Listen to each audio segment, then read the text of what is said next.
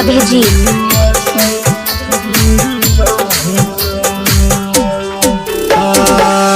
तोरे छली खल बाबा तू ही जनई छा किस्मत के लिखल सब खेलवा हो रहा तोरे छली खल सब तू ही जनई छा किस्मत के लिखल सब खेलवा हो रहा चढ़ते सवनवा कौन कसूरवा भई गेलिए जनुआ सा दूरवा हो रहा चढ़ते सवनवा कौन कसूरवा भई गेलिए जनुआ सा दूरवा हो रहा तोरे छली खल बाबा तू ही जनई छा किस्मत के लिखल सब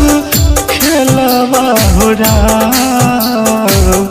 तोरे छली खल बाबा तू ही जनई छा किस्मत के लिखल सब खेलवा हो रहा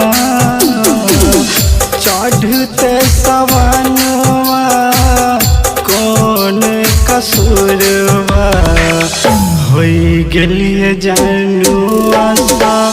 दूरवा हो रहा चढ़ते सवनवा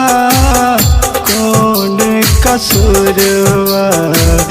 होई गेलिए जनुआ सा दूरवा हो रहा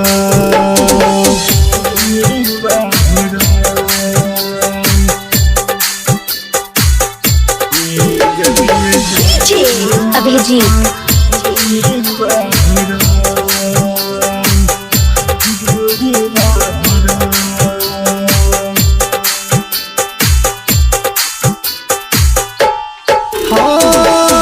जाके कतबई ठल छा पर्वत पहाड़ हो बेटा तोहर कान तोरे दुआर हो बाबा कत जाके कतबई ठल छा पर्वत पहाड़ हो बेटा तोहर कान तोरे दुआर हो कोठ फटैया बाबा अब नहीं सहाया बुझान हमर मजा हुरवा हो रहा कोठ फटैया बाबा अब नहीं सहाया बुझान हमर मजा हुरवा हो रहा चढ़ते सवनवा कौन कसूरवा होई गेलिए जनुआ सा दूरवा हो रहा चढ़ते सवनवा कौन कसूरवा होई गेलिए जनुआ सा दूरवा हो रहा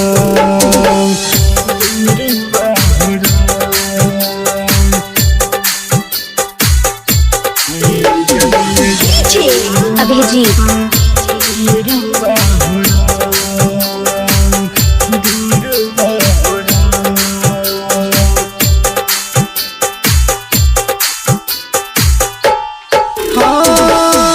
भोला महादानी तोहर महिमा महान हो हमरे तुकिया बना देला हो बाबा सुनो ना